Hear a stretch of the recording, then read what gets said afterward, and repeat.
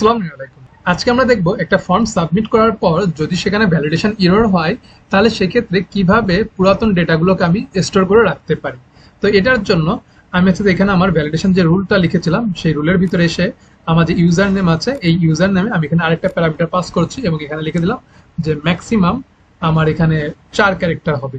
এই কথাটা আমি লিখলাম। লেখার পরে আমি যদি এখন এটাকে রিফ্রেশ দেওয়ার পর আমি এখানে সিলেক্টেড দিলাম মেইল এবং আমি এখানে লিখলাম রাসেল, এই কথাটা লিখলাম। তাহলে আমার 4 ক্যারেক্টার ম্যাক্সিমাম হওয়ার কথা, আমি এখানে 5টা ক্যারেক্টার লিখছি। লেখার পর যদি আমি সাবমিট বাটনে ক্লিক করি তাহলে আমার এখানে বলতেছে যে user field must be 4 character. কিন্তু দেখুন এখানে আমার যে নামটা ছিল সেই নামটা আমার এখানে থাকবে এবং আমি এখানে যে ড্রপ ডাউন যে নামটা মেইলটা সিলেক্ট করেছিলাম সেই মেইলটাও এখানে থাকার কথা ছিল, কিন্তু এখানে দুইটার কোনোটাই নাই। এখন আমরা দেখব কিভাবে এইখানে আমরা পুরাতন ডেটাগুলোকে স্টোর করে রাখতে পারি। তো এইটার জন্য আমাদেরকে এখানে করতে হবে কি, ওল্ড যে ফাংশনটা আছে সেই ওল্ড ফাংশনটা আমাদেরকে এখানে ইউজ করতে হবে। তো আমরা আমাদের ফর্মে আসলাম। ফর্মে আসার পরে এইখানে আমরা যে ইউজার নেমটা লিখেছি, তো এখানে আমরা একটা প্যারামিটার পাস করবো। সেই প্যারামিটার নাম হচ্ছে যে ভ্যালু লিখলাম। ভ্যালু লেখার পর তারপর আমরা এখানে লিখবো ওল্ড। যদি আমার ওল্ড ডেটা থেকে থাকে এবং সেই ওল্ড ডেটা কি নামে থাকবে, ওল্ড ডেটা থাকবে আমি যে ইউজার নেম আছে এই ইউজার নেমে আমার ওল্ড ডেটাটা থাকবে, কারণ আমি এইখানে যে নেমটা লিখেছি এই নেমটাই তো থাকবে। সো আমি এটাকে কপি করে এখানে পেস্ট করে দিলাম। তো এটা হচ্ছে ওল্ড।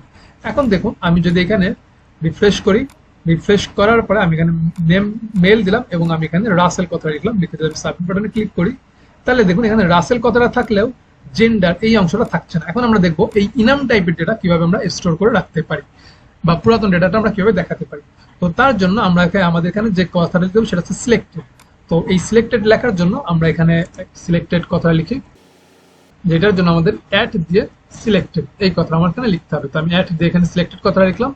লেখার পরে তারপর আমার এখানে লিখতে হবে যে ট্রু। ট্রুটা কখন হবে? ট্রুটা হবে যখন আমার হচ্ছে যে ওল্ড টাইপের যে ডেটাটা আছে, ওল্ড টাইপের ডেটাটা হচ্ছে কোনটা, এই যে এখানে আমরা যে জেন্ডারটা ধরেছি সেই জেন্ডার। তাহলে ওল্ড হচ্ছে আমার জেন্ডার, ইকুয়াল কার সাথে মিলবে, ইকুয়াল হচ্ছে আমার যে জেন্ডার ভ্যালু যেটা আছে এই ভ্যালুর সাথে আমার এটা মিলতে হবে। তো আমি এটা কপি করে নিলাম। কপি করে নেওয়ার পর আমি এখানে এটা পেস্ট করে দিলাম। তাহলে এই ক্ষেত্রে আমার এই ডেটাটা আমার এখানে দেখাবে।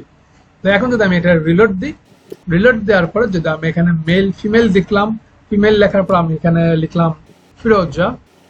লেখার পর যদি আমি এটাকে সাবমিট বাটনে ক্লিক করি তাহলে দেখুন আমার এখানে ফিমেল এটাও থাকতেছে, ফিমেলও আছে এবং নামটাও আছে। যদি আমার এখানে ভ্যালিডেশনটা ফেল করছে তারপর আমার এখানে দুইটা ডেটাই দেখাচ্ছে।